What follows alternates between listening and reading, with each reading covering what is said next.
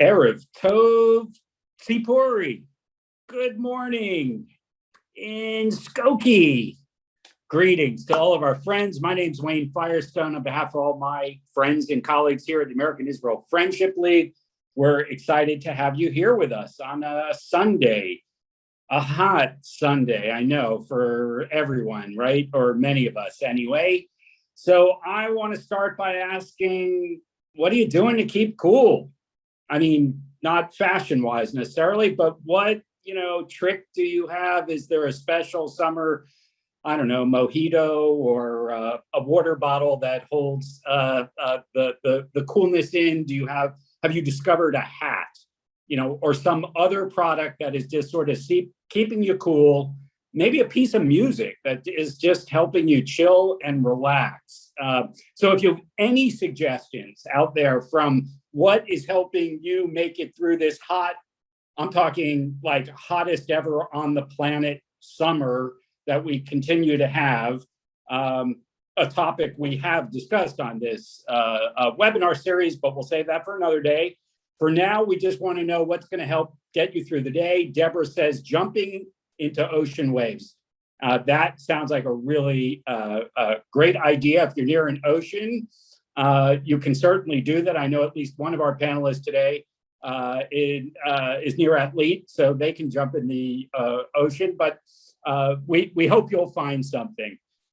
Mordechai Karsh is, I don't know if you're getting ready to jump in any oceans today. You are a Bay Area person. You've got all the pedigree. You did your undergraduate and your graduate at Berkeley.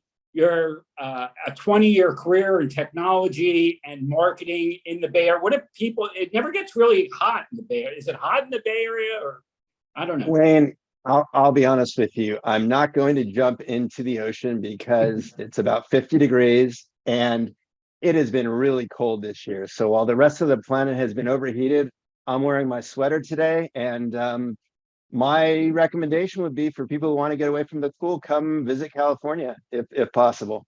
California is cool by definition. So even when it's hot. So we appreciate the sweater weather, even if the rest of us are in shorts and short sleeve shirts. Mordechai is the co-founder of Israel Legacy Central, and they have had a keen eye on nonprofits in Israel that are deserving not only of our attention, but of our thinking about their sustainability for the long term. So we've been so delighted to be doing this series that looks at different nonprofits at very different stages and learns about your methodology of actually helping them get on the radar screen, frankly, of people that may not even know about them. So Mordechai, tell us a little bit about ILC, just to help us work our way into this particular segment.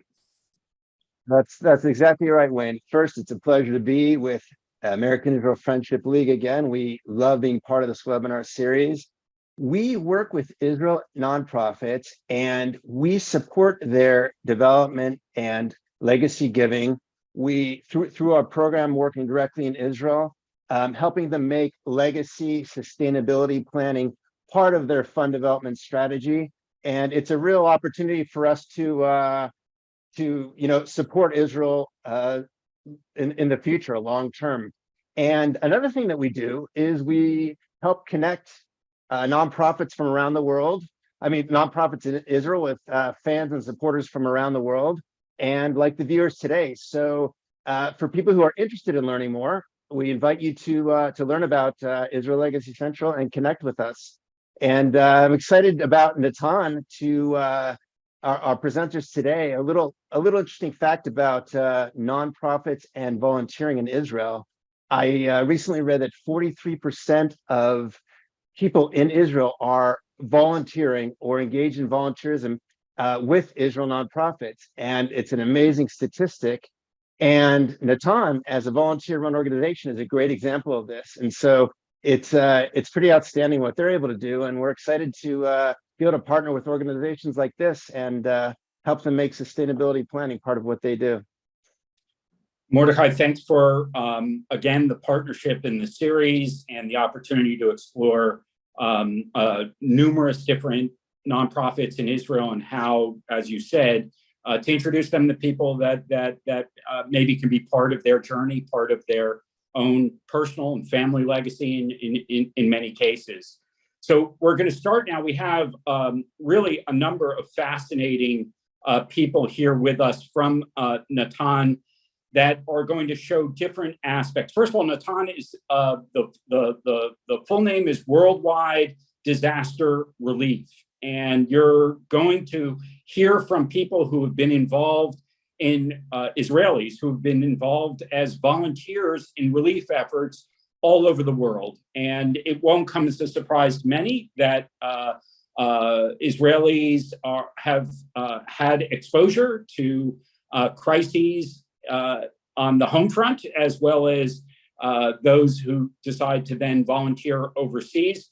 So we're going to learn a little bit about this. The first, we have, before I introduce our first panelist and representative from NATAN, we do have a video that we're referring to as the crisis video, which I want to tee that up first, just to give you some images and some context for the kind of work that NATAN is doing. So let's start with that video now.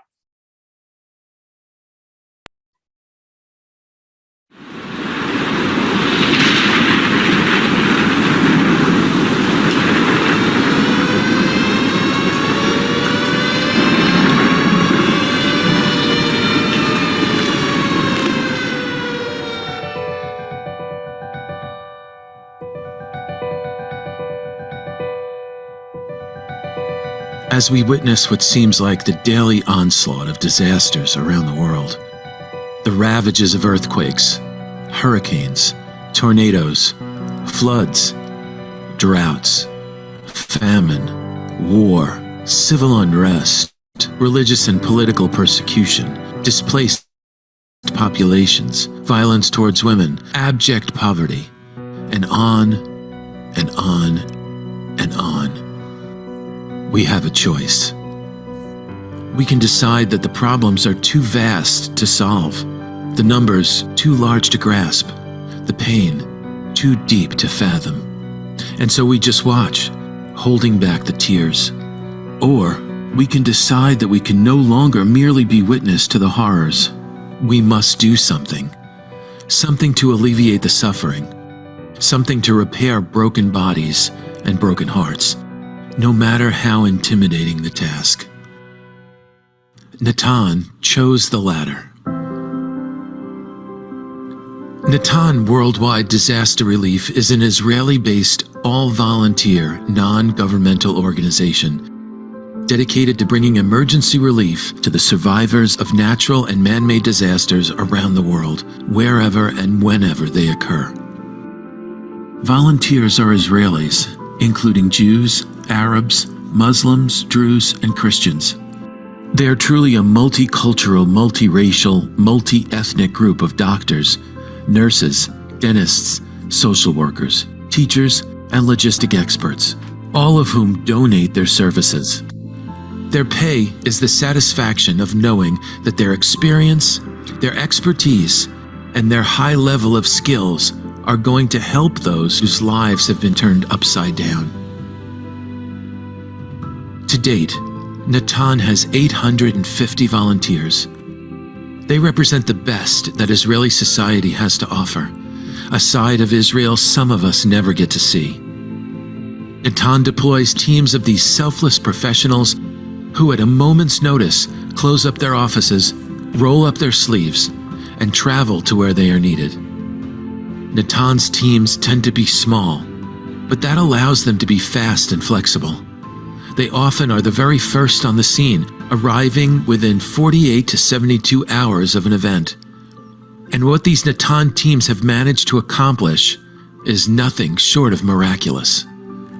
Tikkun Olam is a Judaic concept urging us to repair the world. And God knows the world needs a lot of fixing. It's a concept NATAN has taken to heart. To them, Tikkun Olam doesn't call for throwing hands up in the air in defeat because the problems are so daunting, but rather because the world's problems are in fact daunting. NATAN has made the commitment to get up and go and do what they can to make things better, to take away the pain, reduce the suffering, heal body and mind, to do something, to accomplish something, to make life livable again. And they do just that. NATAN, you make us proud. NATAN Worldwide Disaster Relief. When the need is there, so are we. It's a very powerful video, and it's my pleasure and honor to present a number of perspectives about NATAN, how it came to be. I'm happy to be joined by Daniel Kahn. Everybody calls him Danny, so we'll call him Danny. Danny made Aliyah in 1968, studied at Hebrew University, had a 20-year career with senior positions in Israeli intelligence around the world, covering some very, very sensitive areas, including Iran and Yemen, to rescue and provide support for communities in peril. And that very DNA of what I guess, Danny, you were doing as a day job is something that a lot of Israelis have been called upon to do, either in national service or in some other local community service format over the years. NATAN playing on the world stage as a worldwide disaster relief amutah or organization is really like a David taking on a Goliath in many respects. So tell us about how NATAN made the decision to mobilize these human resources, the intellect and the instinct of many Israelis to save, to help, to serve, even in some places that are personally dangerous. Well, first, thank you very much, Wayne, and thank you all for being here today. And special thanks to IFL and IFC for inviting NATAN to this webinar. With your support, our organization will no longer be the Israel best kept secret. And the guy coming from intelligence, believe me, I never heard about NATAN before I retired. And I hope the short video we have seen had immersed you somehow in the atmosphere of NATAN's mission. I want to go back a minute about what you said, Wayne, about my own career, because that explained my passion for what I am doing today and how I found NATAN as the way to express my passion. Before NATAN, I dedicated 40 years of my life to serving my country and the Jewish people. First in education, 20 years, and then in intelligence officer. But one of the most impactful moments came in 1979. For those who remember, it was the very early days of the Iranian Revolution. Khomeini came back to Iran, and I was called upon to fly to Tehran and assist the Jewish community in organizing their escape. It was a critical time. I witnessed it firsthand, the violence of the Islamic uprising and the absolute need to rescue our brothers. And following that, I continue my work with Jews in Muslim countries, serve as an intelligence officer, as you see, until my retirement.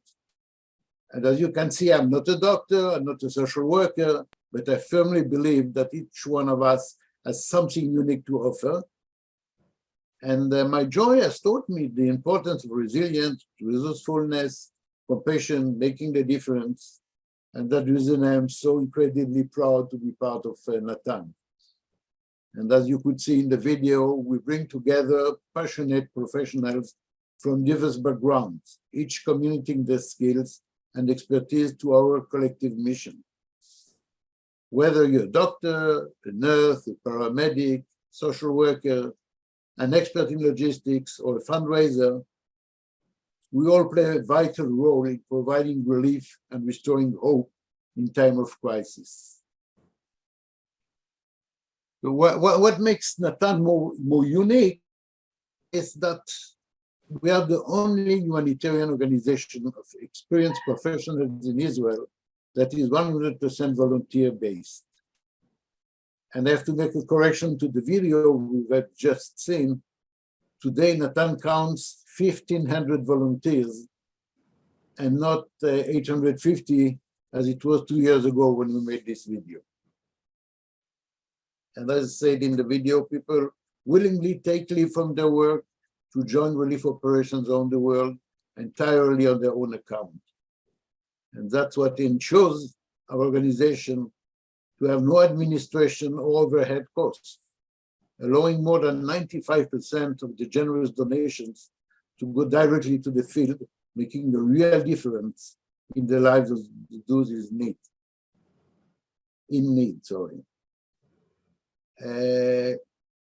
The other part of it is the strongest ethics, not compromising in restoring dignity and more, as my colleague will show.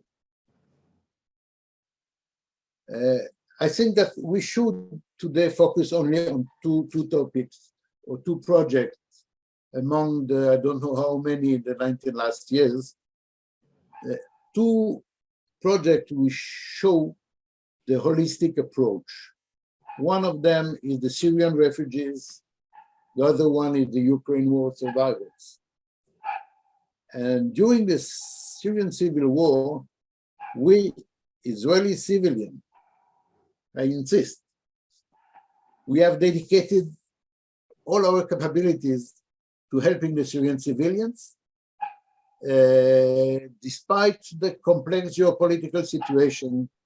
We have worked non-stop to provide humanitarian relief, addressing medical care, but also long-term well-being, including education and psychosocial support.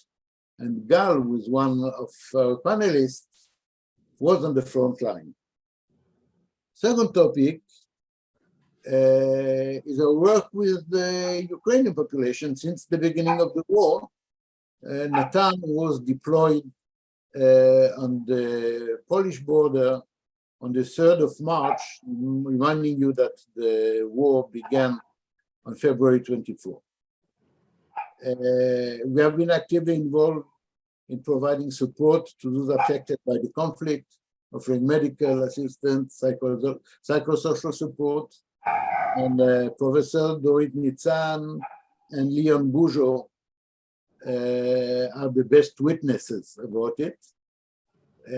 Just to add, Professor Dorit Nitzan joined NATAN less than a week before the war in Ukraine, and she led our first team on the ground. She was back there on the ground immediately.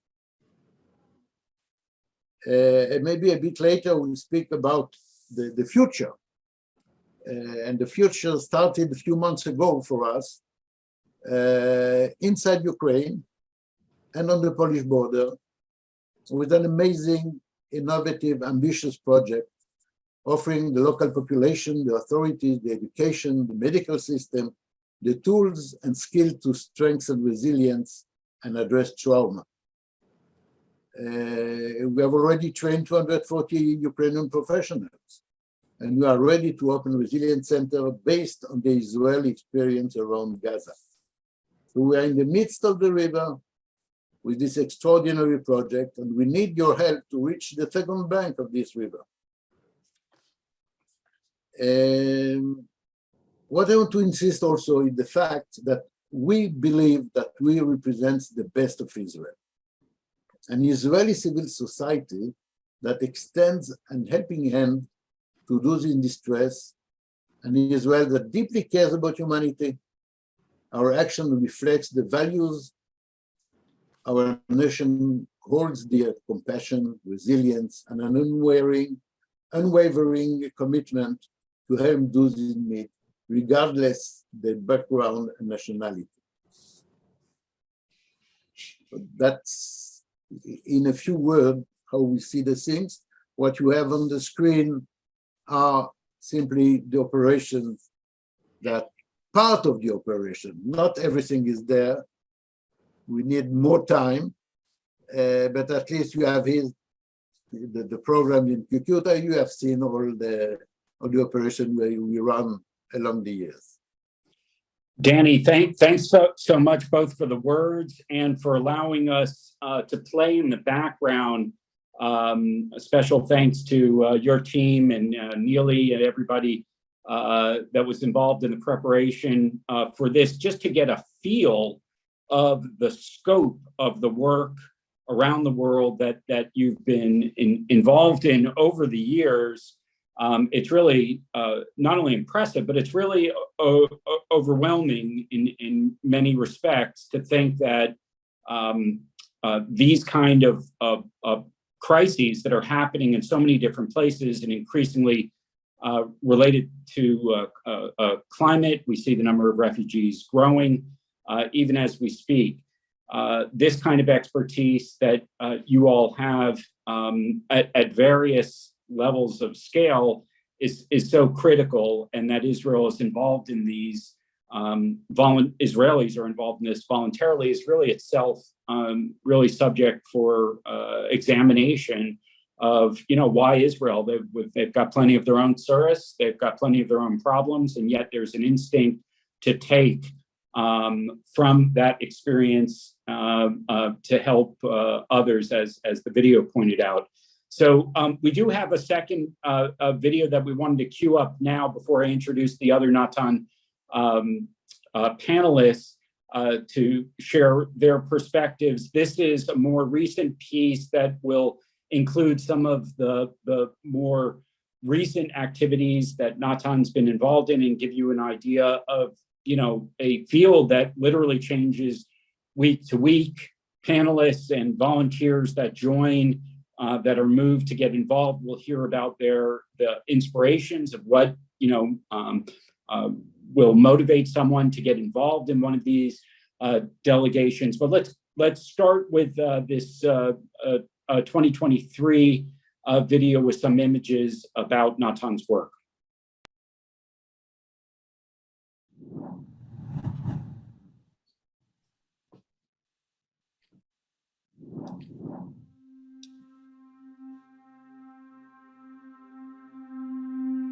The military operation is now underway. There has been Ukraine. Reports of explosions. Ukraine has declared a state of emergency. Authorities say out of the 2 million Ukrainians that have crossed into Poland, just over half have stayed in the country.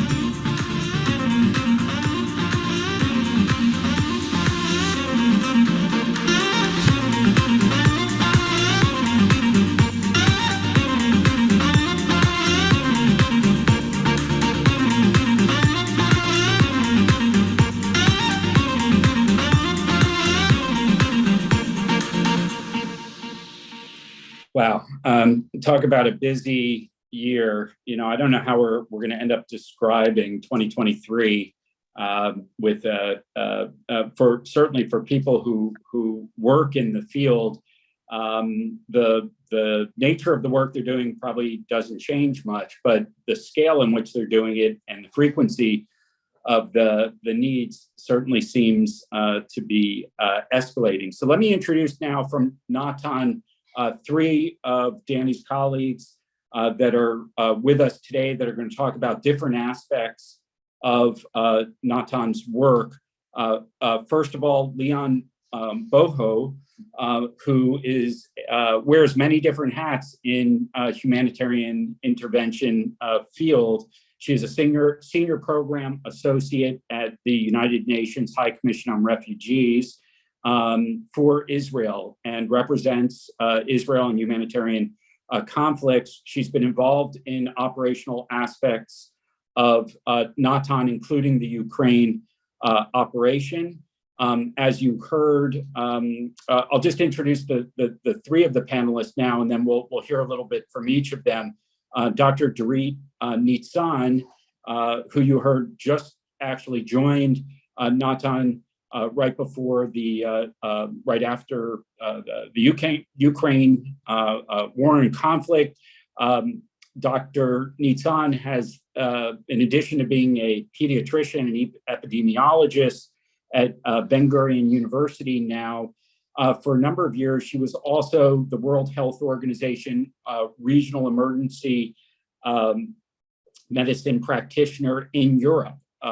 So she comes to this particular work having really sort of an understanding of these kind of global missions and where Israelis fit into that. And finally, Gal Yaffe, who has been with NATAN now for 8 years, has a background in training, a master's in public health from Tel Aviv University, specifically in emergency and disaster management. So the expertise and the field experience of all three of these panelists, as Danny alluded to, is really something special that each of them will be able to share a little bit from their own expertise. So Leon, yes. Wait, these three together, it's a few centuries of experience.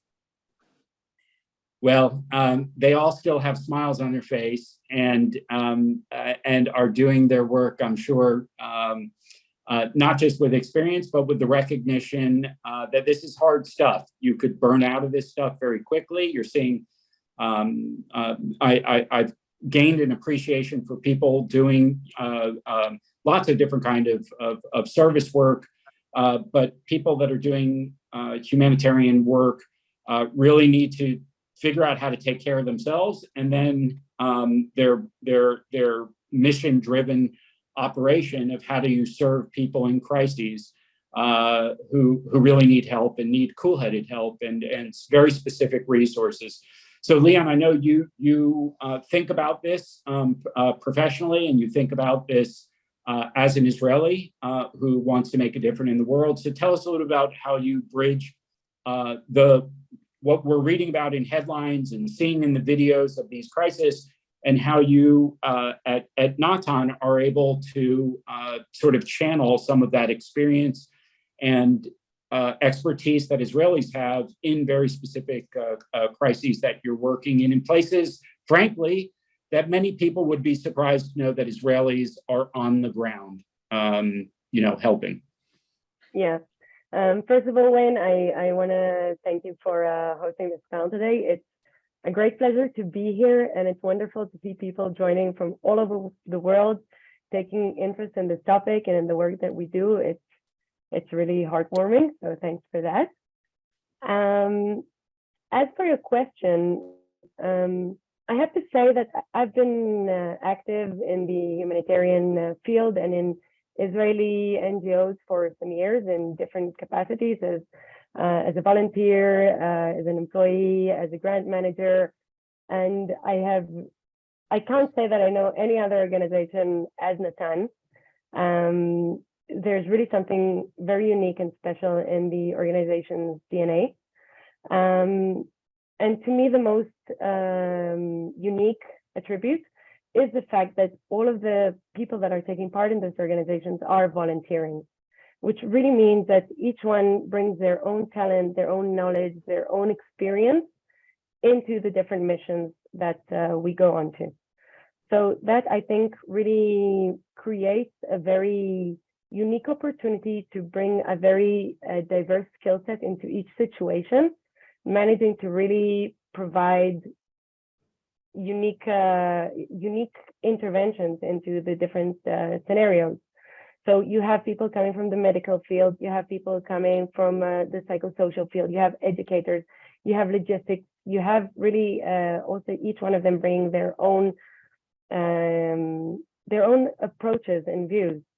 So I think this would be probably to me, one of the most unique and important things that NATAN offers. And as Danny did mention, normally you'd see NATAN as quite small units, which really makes the NATAN team very agile. You can really get around from place to place very fast. You'd always see NATAN among the first on the ground. The motto is there for a reason. Where the need is, so are we. It's very important for us that we're able to get to the scene as fast as possible, give this first needed assistance, and then from there also work along with the communities to understand what are the needs, always with the local partner, and to make sure that we're giving the best solutions to each situation. Thank you. For that perspective, and indeed, it. We all sort of watched the Ukraine war unfold. Yet Israelis didn't just watch; they were, we know, among the first to arrive. But as I looked at that 2023 film, recognizing, which it was nice to have the metrics in there. My favorite part of the metrics was the medical clown, and the recognition that in dealing with trauma, in addition to whatever medical injury or other issues that the refugees were facing, that Israelis know something about trauma, both on an individual level and a collective level. Dr. Nitzan, tell us a little bit about your journey into from the WHO work that you were doing to then jumping into NATAN's delegation and their work in Ukraine. I'm curious how that transition happened and what you think Israelis have to offer on the world scene. Thank you very much, Wayne, and I thank you all. I think that this is amazing, and well, first and foremost, it's thanks to Danny, because Danny was the first to think, I guess, to bring me into the scene, and I'm the most fortunate person because after 17 years in the World Health Organization, being away from Israel, he really absorbed me into the best workforce here. And coming to Ukraine, where I served between 2012 to 2016 as the WHO representative and they coordinated the humanitarian response in the first stages of the current war, if it actually started then. So for me, it was amazing because I then understood why WHO needs a NATAN, but only our NATAN is the NATAN. Because, I understood that we, at that time, the WHO, and by the way, after my service at NATAN, I was called back to WHO and I became the humanitarian coordinator for the WHO in Ukraine. And so I stepped back into my old shoes, learning so much about the facts of life. And why do the world needs a NATAN? First of all, I'm saying we at that time, the WHO, I was not a practitioner. I was a WHO regional, the director for emergencies, meaning that I was far away from being practitioner. And we needed the hands-on, most experienced individuals from the countries with the best health service, if I may say, best healthcare, with technology, with good mental health experience, social skills. And as you mentioned, people are just volunteering and the best one stepped forward. So I saw at that time how WHO can benefit from this operational partnership. Having such operational partnerships really brought us to the front because NATAN, for example, during the time, in the short time we were there, we identified an NGO in Poland. It's called Folkowisko. This is an NGO of wonderful people. WHO would not have the possibility to be on the ground and know these people. And through them, NATAN made this partnership that helped the whole package of the health cluster, which is run by the WHO, so much better.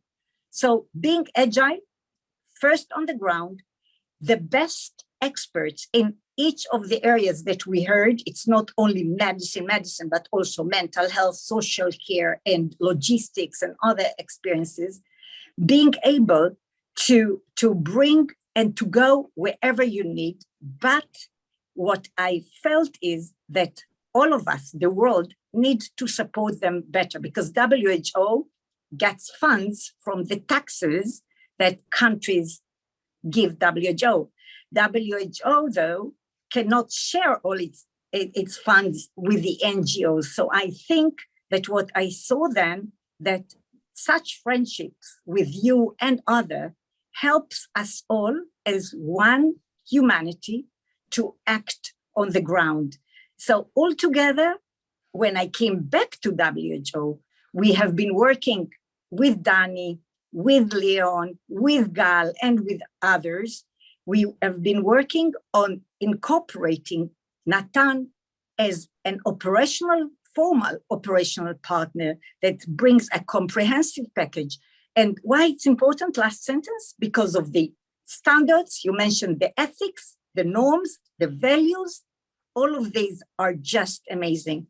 So I'm the most fortunate one.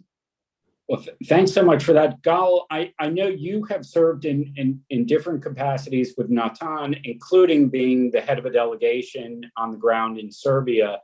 And as I look at and think about the different people in your delegations, one thing strikes me is from Dr. Nitan's story is the intergenerational component, that you have people with very, very different kinds of experiences from life and from profession coming together.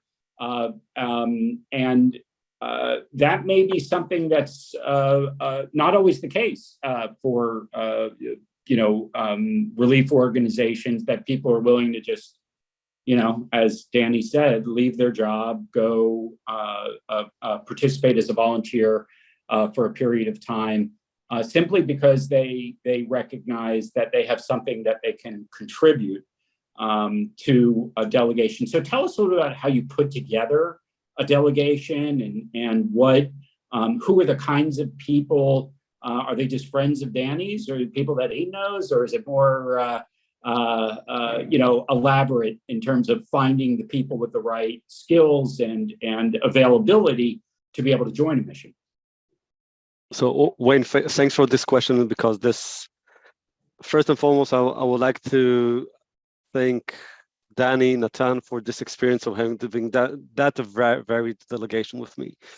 And it's quite unique, because usually you'll see humanitarian organizations that are composed of either governmental entities or other interest-based entities, and or religious entities or belief entities. So I think what's unique about NATAN is that we are not interest-based. We're not out of any kind of an assumption-based material. We are really composed of a need to do good, one, an ability to do good professionally, and to fit ourselves to the conditions, and the ability of the people to fit themselves into different conditions. This is the reason why NATAN is composed of such a varied and sometimes even contradicting delegation staff members. Actually, we had at some point in Preševo in Serbia a nurse who is from a Muslim religious background, and another nurse from a Jewish Orthodox background, working together to provide relief to Syrian refugees on one side, on the other side, sometimes even to the local police officers who are suffering from even nutrition problems because of the local lack of capacities. So this ability to have those two contradicting cultures working together, and they not necessarily have to be conflicting and contradicting, and this is the proof. And working in several vectors to provide relief, one for Syrian refugees who are, again, it's not the natural thing that an Israeli can find himself doing in his routine daily life. On the other side, also helping the local host country, the government. It's quite a unique experience. So thanks for that. Now, how these teams are composed. I think most of all, NATAN is a bit like a home for people who are really looking to do good, as I mentioned earlier, and we quite naturally able to find those people who are really out of good intentions and can put a lot of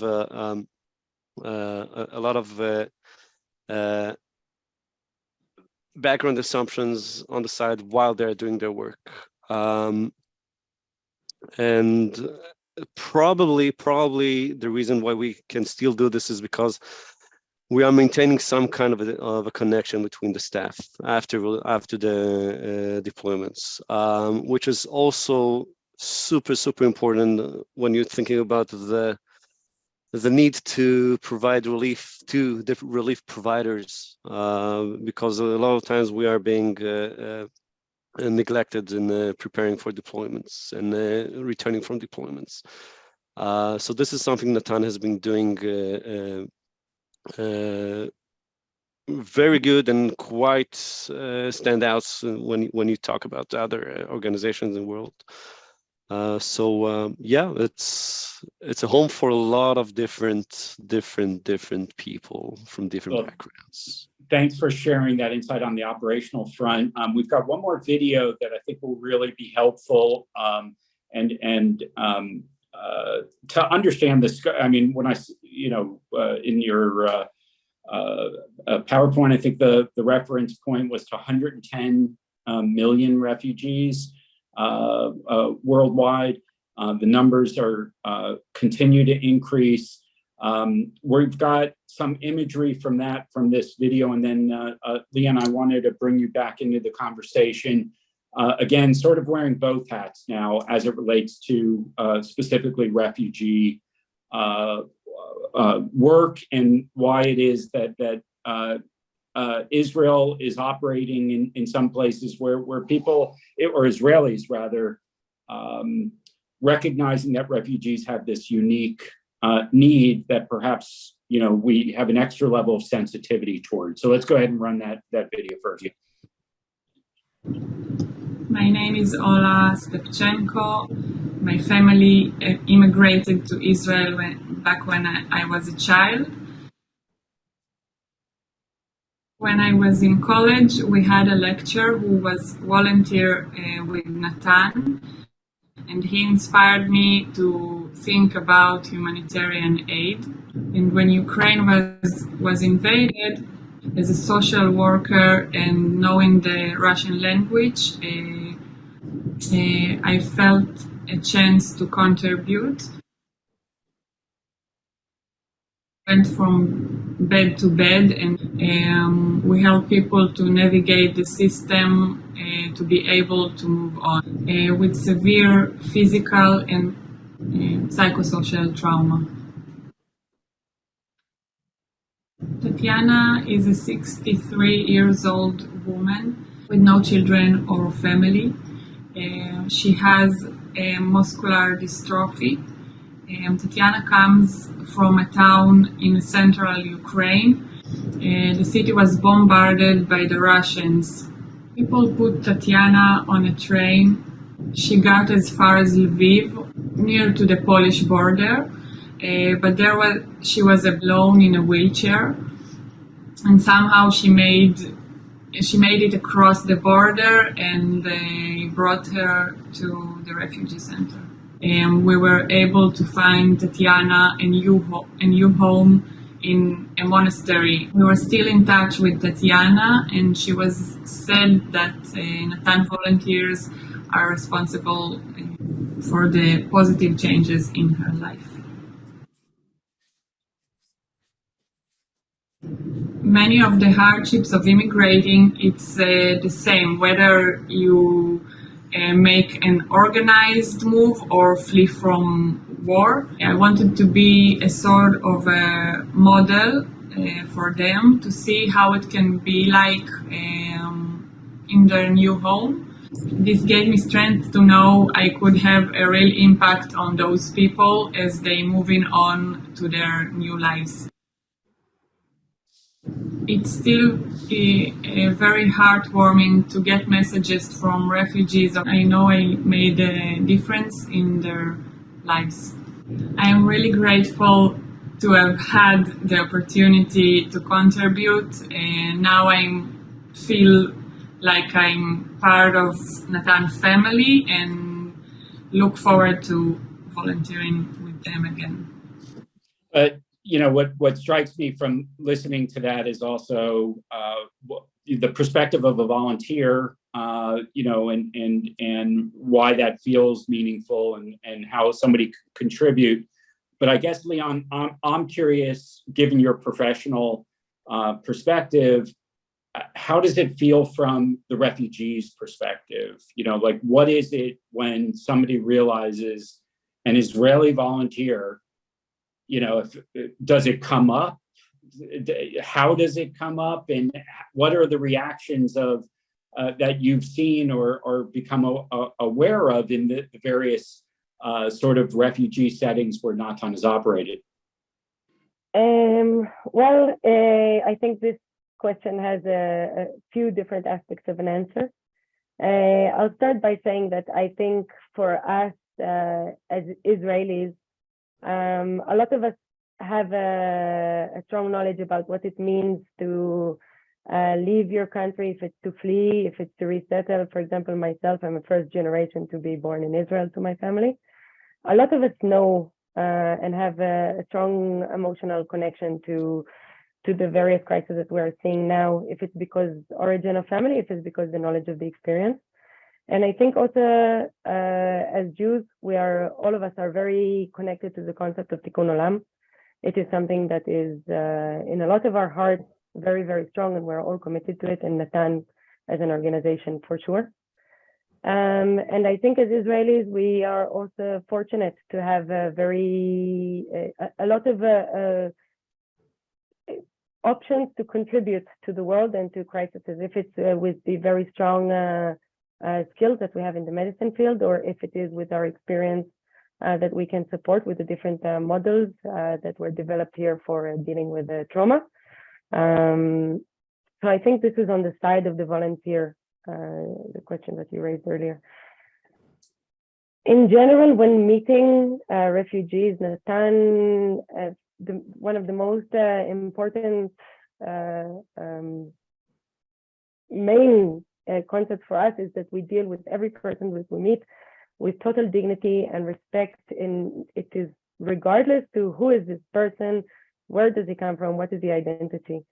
And I think it is also very important for us that while we're an Israeli-based organization, whoever is volunteering with NATAN, it's not necessarily an Israeli. We have volunteers which are coming from United States. We have volunteers that can come from Brazil. We had from many different places all over the world. So I don't know if it's exactly the question of like that someone will see NATAN and say an Israeli volunteer. They will see us as, I hope, NATAN volunteers coming to really make to bring all these values that are very dear and near to, I think, the Jewish heart, the Israeli heart, but the human heart as well.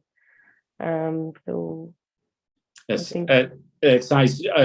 Dorit, given that you operated in Ukraine on these two very different time periods, what changes have you seen? And indeed, you know, what is Israel bringing to the table now, or Israeli organizations, given the technology, given the healthcare system's ability to operate under less than ideal circumstances? What are you seeing that's sort of different now about the kind of services that Israeli organizations are able to deliver in a humanitarian context?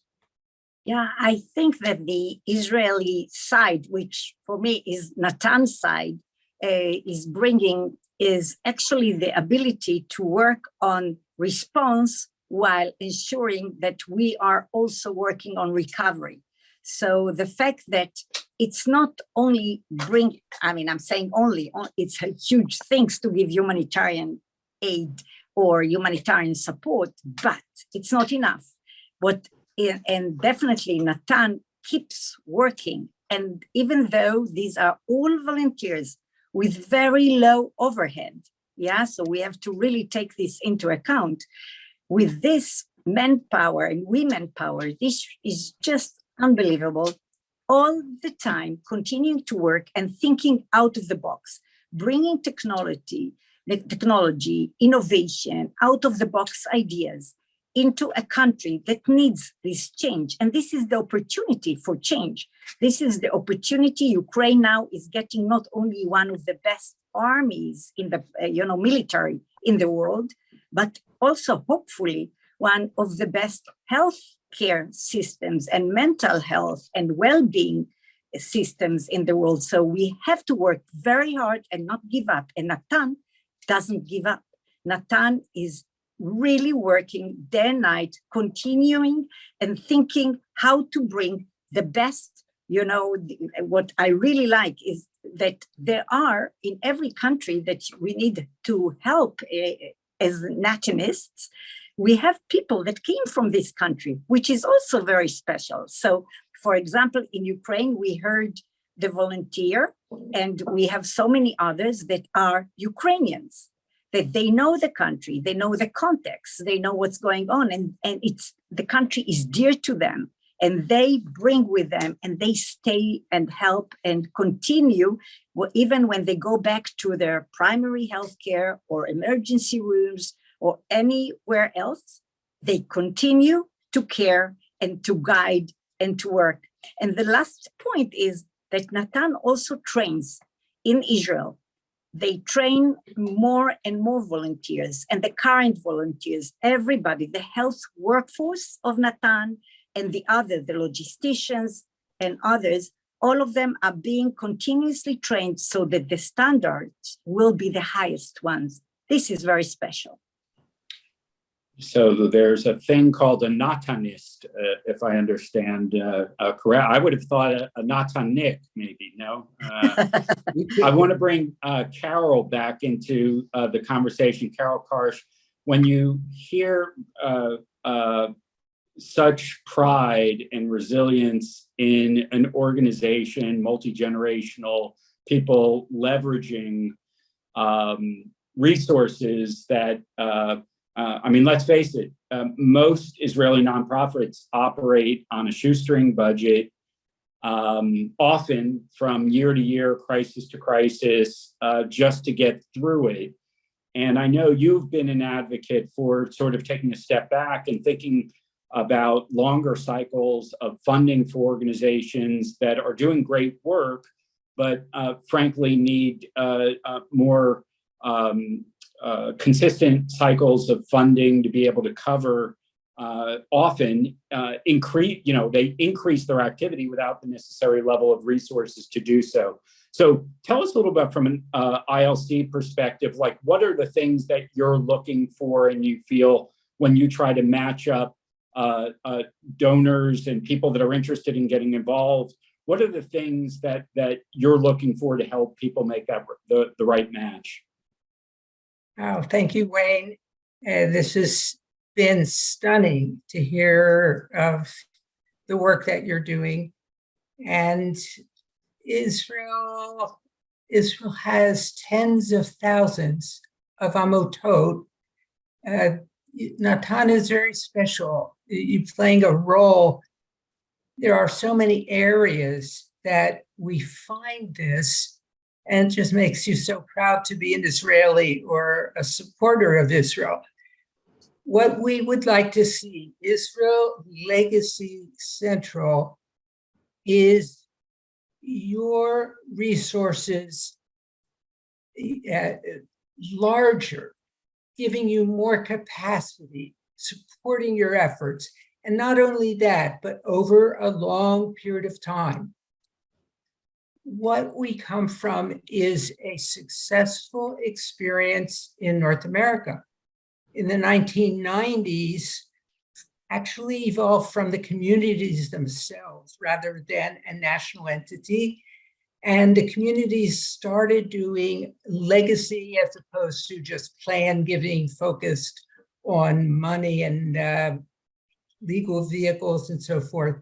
This grew and grew and grew, and it has been such a success that it was basically for the American communities, and there may have been a good reason for that. There were many of us that thought, we need this for Medinat Yisrael. We need these phenomenal amutot from Israel to benefit by long-term thinking, by long-term funding. So what is legacy? It is the most unique part of fund development. It is what we like to say, it's expanding your loved ones. I feel from these talks that you gave today, there is such a love for the work, there's such a love for the people that you meet, and all of your volunteers, all of your supporters feel that. That really creates a loved one, and it's hard to imagine it, but at the end of your days, you really think, well, whatever I have left, it may be a little, it may be a lot, but I will leave it for my loved ones. And actually, you can include your loved ones with your family. And so many people do that today. And the organizations in Israel are so deserving and will benefit so much. And it's already happening. So our goals are twofold. One, to be sure you get the exposure and recognition to the best of our ability with all of the possible supporters around the world. And I see every way to do that. And the second is to start thinking in terms of putting together a fund development program that very much includes the long term. When a bequest comes in, I say to the organizations, let's not spend it all. You for sure have something that you're dying to do, but let's put that in a fund so that for the long term, I mean 50 years, I mean 80 years, to have income flowing from the funds, from the bequests that you get. So it's just including loved ones. And we hope to work with you and all of the amazing organizations in Israel. We're so proud to bring this particular webinar and introduce you to the public. And basically, thank you for all you do. Carol, thanks so much for giving that perspective. It's sometimes hard for the organization itself to sometimes make the pitch, and the work that ILC is doing is essentially adding in a trusted party to help others navigate that space. And it's really wonderful that you and Mordechai are doing that. Danny, when you listen to Leon and Gal and Dr. Nitzan, you know, you've been doing this for a while. What does it mean? You know, I'm going to give you the last word on this. We're at the end of the hour. What do you think that means for the future of NATAN? That you have that you've built this sort of intergenerational group of experts and who can be providing these services going into the future? The fact that we grew from 850 volunteers, all professionals, to 1,500 in less than 2 years, it reflects something. It's surely the dedication of the Israeli professionals to help. But I could insist on, if I look at the future, we can do much more. We will be more professional, well-equipped, We are already quite well equipped, but surely better. We are now beginning telemedicine in Ukraine. Who was thinking that a guy in Dnipro, on the front line, will be able to have a consultation with an Israeli specialist in Tel Aviv? That's what is beginning these days. Simply amazing.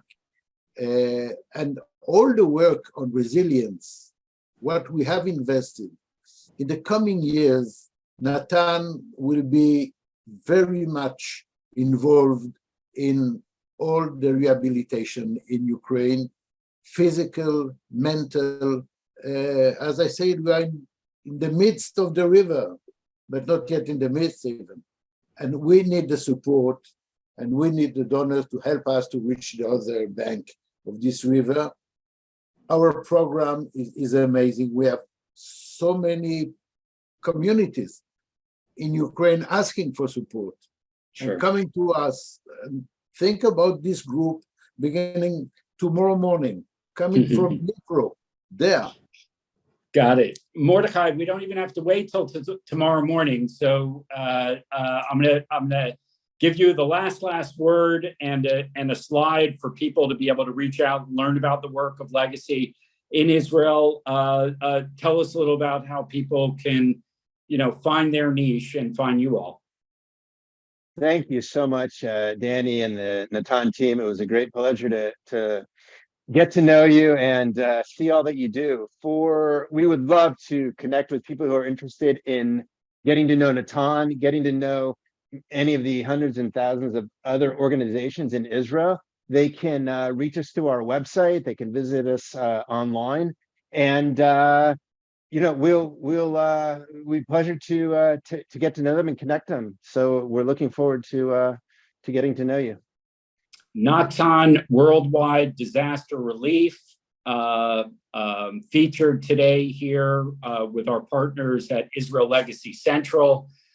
We will be back next Sunday. If you can wait a week, we had a 2 for this week, but we absolutely will be back next week with our famous virtual tours. We're going to go to Jaffa and places in South Tel Aviv that are some of my most fun places to go visit, like Florentine.